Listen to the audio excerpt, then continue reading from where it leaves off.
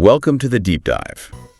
Today, we're doing something a little different, genuinely a bit unusual, actually. We're diving deep into just one source, a Kelly Osbourne photo gallery from HollywoodLife.com. Right.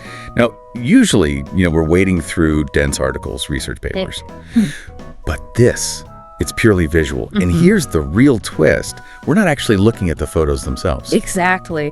That's our mission today. We want to explore what insights, what knowledge we can genuinely pull just from the nature of a source like this, just its title. Okay. It's really about how much we interpret, maybe even project onto something before we've seen a single image. Like, can you get real information just from the idea of a source? Let's figure that out. Let's unpack this then. So all we've got is the title, Kelly Osbourne Photo Gallery, what jumps out immediately. For me, it's like transformations, fashion changes, maybe some drama given the source. I mean, I think along the right lines. You absolutely are. And it's fascinating how much weight that simple title carries, isn't it? Kelly Osbourne Photo Gallery. Okay, establishes the subject. Kelly Osbourne.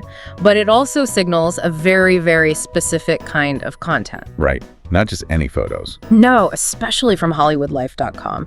It strongly implies a curated narrative, doesn't it? We sort of expect a story told visually, likely focused on, well, her public image, her personal style, maybe career moments, often framed for entertainment news consumers. Okay. I mean, just think about it for a second. How much do you automatically assume about a source just based on its title and where it's published? It really sets up an expectation. It totally does. And the photo gallery part is key too. It's visual. That's such a shift from the text we usually grapple with. So how does that change how we even approach analyzing it, especially, without seeing the actual pictures? Yeah, that's the core of it. If we think about how we consume information generally, visual sources work differently. They convey meaning through cues, patterns, maybe a sense of progression over time, not through paragraphs of text. Just rereading pictures. In a way, yes. Reading a photo gallery means interpreting these implicit narratives. The story that isn't explicitly stated. You're not hunting for a thesis statement. Right. You're looking for maybe an arc, consistency, or a really noticeable shift. For Kelly Osbourne, you might imagine an implied story of her journey, say, from a rebellious image to something more polished later on. Okay, yeah, I could see that. And that's not written anywhere, but it could be conveyed just by the sequence, the styling, the poses, and the photos we assume are there. It pushes us towards a different kind of observation. It's visual storytelling. Okay, so for you listening, what does this actually mean?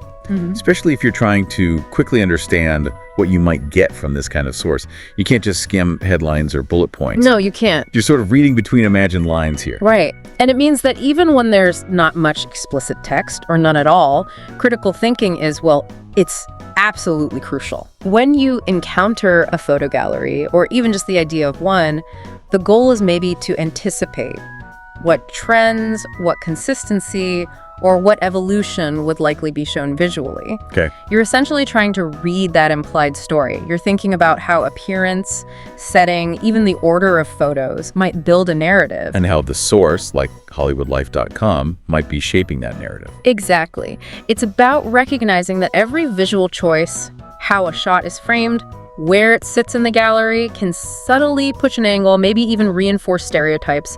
It forces you to ask, okay, what story is being told here without words? And importantly, what might they be leaving out? This was definitely a unique deep dive then, focusing not on the content itself, but purely on the idea of the source. It really does show how much information and how many assumptions get bundled just in the packaging. It really does. And it leaves us with an interesting question for you to think about. Beyond just Kelly Osbourne herself, what specific visual details or maybe recurring themes would you expect to find in a photo gallery about her, or any public figure, really? And why do you think those particular details would be chosen for inclusion? Definitely something to mull over as you navigate all the information out there. That's it for this deep dive. We'll catch you on the next one.